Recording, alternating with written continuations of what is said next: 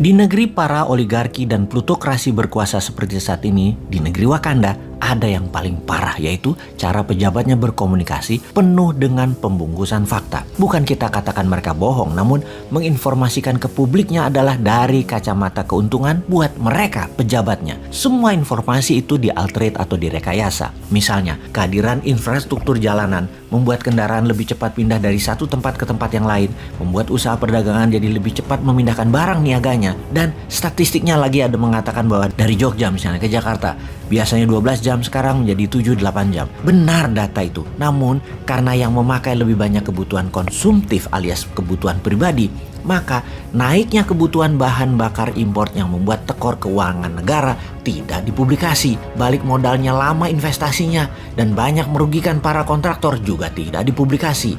Ini maaf loh ya, cuman kritik bukan niat nyinyir, karena kita ingin memperbaiki cara bernegaranya, terutama komunikasi ke publik agar menjadi jujur, agar membuat masyarakat pintar, bukan membuat masyarakat bodoh. Kita semua tahu deh bahwa ada pejabat-pejabat di negeri yang saat ini memang disarankan mau jualan diri untuk menjadi kandidat presiden di tahun 2024 yang memang diprogram dan ditarget. Mereka itu salah satunya adalah SM, AH, ET, dan beberapa orang lagi yang didorong dan direstui untuk maju ke 2024. Karena itu mulailah siapapun, bukan para menteri incumbent tetapi para pejabat, mulailah menggunakan fasilitas jabatan untuk menjual diri kesuksesan, sampai award pun dibeli pakai anggaran Pemda dan anggaran departemen. Gak peduli mereka. Jadi apa yang mereka lakukan? Ya mengelola data ke publiknya demi kepentingan mereka, yaitu semua hal dibuat dramatis sampai lebay, bahkan over berlebih-lebihan sekalipun. Gak peduli mereka, toh rakyatnya bodoh. Misalnya kasus penerimaan pajak kali ini ya,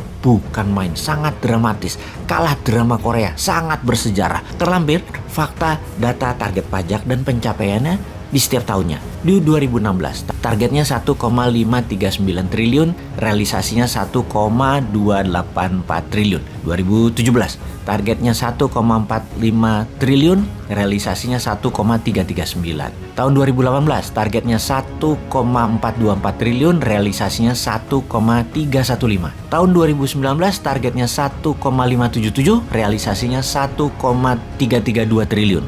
Tahun 2020 targetnya 1,198 triliun, realisasinya 1,069. Kemudian tahun 2021 targetnya 1,229 triliun, realisasinya 1,23 triliun, 100%. Tahun 2021 ini bersejarah. Untuk pertama kalinya setelah bertahun-tahun, realisasi penerimaan pajak 100% lebih. Keren ya. Jadi kalau kalimatnya melihat sepotong, 2021 targetnya 1,229 triliun, realisasinya adalah 1,23 triliun, 100%. Itu prestasi. Aduh, kalau lihat kayak gini jadi pengen pinjem mulutnya Ahok yang mengatakan, nenek lu. Kita perhatikan, sejak tahun 2016 penerimaan pajak itu di situ-situ aja angkanya, antara 1,2 sampai 1,3 ribu triliun. Maka jika ada pejabat bilang pencapaiannya 100% itu bersejarah, ya kita jadi mikir, bener sih penerimaan targetnya 100%, tapi yang dilakukan adalah menurunkan target pencapaian. Di tahun 2016 targetnya adalah 1,539 ribu triliun. Di tahun 2021 turun target menjadi 1,229 triliun. Biar terlihat prestasi, menggunakan strategi yang tepat adalah lower the standard atau turunkan targetnya. Berhasil deh memenuhi target 100%. Kalau mau lebih berprestasi, nanti tahun 2022 target turunin pajaknya jadi 1.000 triliun aja. Langsung pertama kali dalam sejarah kelebihan menerima pajaknya. Gua manggal kalau udah kayak gitu tuh. Tapi ada satu hal yang saya apresiasi, yaitu para petugas pajak di bawahnya yang memang bekerja ekstra keras dan patut diacungi jempol. Kalian lembur banting tulang 24 jam sampai tipes-tipes mencari pendapatan negara. Di sisi lain ada yang banting tenaga 24 jam, kerja habis-habisan, menghabiskan duit negara. Pokoknya anggaran harus habis. Tuh dibanding ke luar negeri, buat agenda meeting yang 2-3 jam di Bali, di Labuan Bajo, bangun sumur di jalanan, peresmian, undang wartawan, bawa media, beli penghargaan tingkat dunia kalau perlu. Soalnya nanti kalau tidak habis anggarannya, tahun depan tidak dikasih lagi.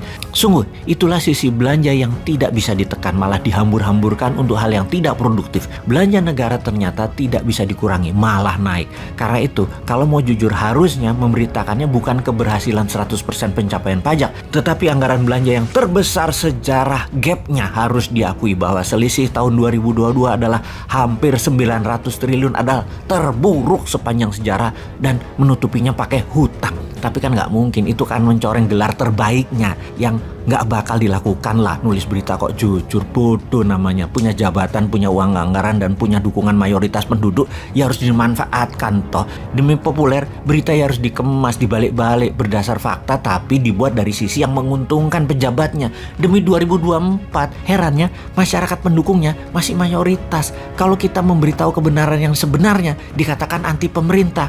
Cuk, ini nggak anti pemerintah, ini anti pembalikan fakta yang tidak mendidik utekmu.